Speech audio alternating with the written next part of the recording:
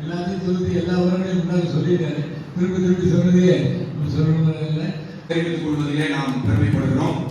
சொல்லிட்டாங்க எளிமை இனிமை எல்லாமே அற்புதமா இருக்கு. சங்கீதம் மும்மூர்த்தி போல நீங்க 3 பேர் வரணுமாமா ஈலாமா நீங்க வருவீங்க. அடுத்து நேரத்தினுடைய அருமை கருதி நமது மாண்புமை துணைவேந்தர் அவர்கள் நிறைய நேரம் பேசுவாங்க. ஆனா இன்னைக்கு அந்த அமைப்பை அவர்களுக்கு கொடுக்கணும்னு நாங்க குறைச்சிட்டு மரியாதைக்குரிய பேராசிரியர் அவர்கள் காரைக்குடி விழா மட்டும் பல மியூசிக் அகாடமியினுடைய ஐயப்ப கீதம் அந்த இசை வெளியீட்டு விழா நிகழ்ச்சியில் சிறப்பு விருந்தினராக கலந்து கொண்டு ஆசிரியரை வழங்கியிருக்கிற பிள்ளையார்பட்டியினுடைய ஆன்மீக அடையாளம் மிகுந்த மரியாதைக்குரிய சின்ன குழந்தை கூட பாட முடியும் அந்த ராகத்துல அப்படின்னு இங்க ஒரு நிரூபணம் பண்ணிட்டார்.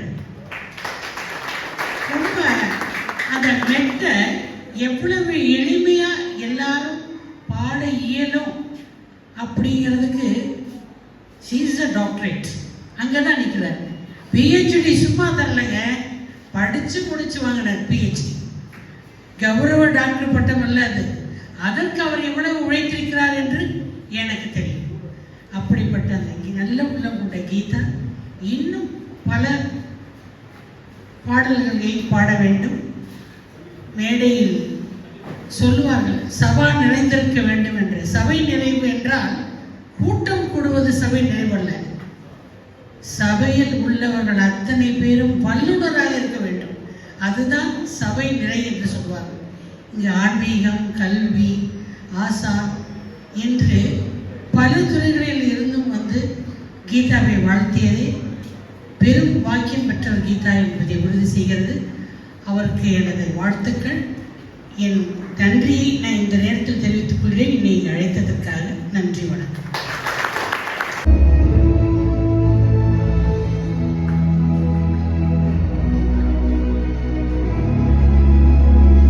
அன்போடு அழைக்கிறோம்.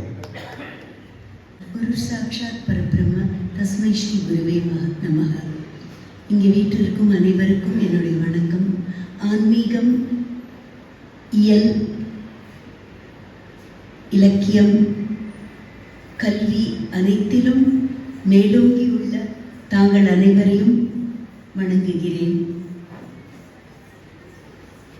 எனக்கு கீதா அவங்க பிஜி படிக்கிறதுலேருந்து தெரியும். ரொம்ப ஆக்டிவ் அண்ட் ரொம்ப ஸ்டூடியஸ். அப்போவே ரொம்ப அழகாக பாடுவாங்க.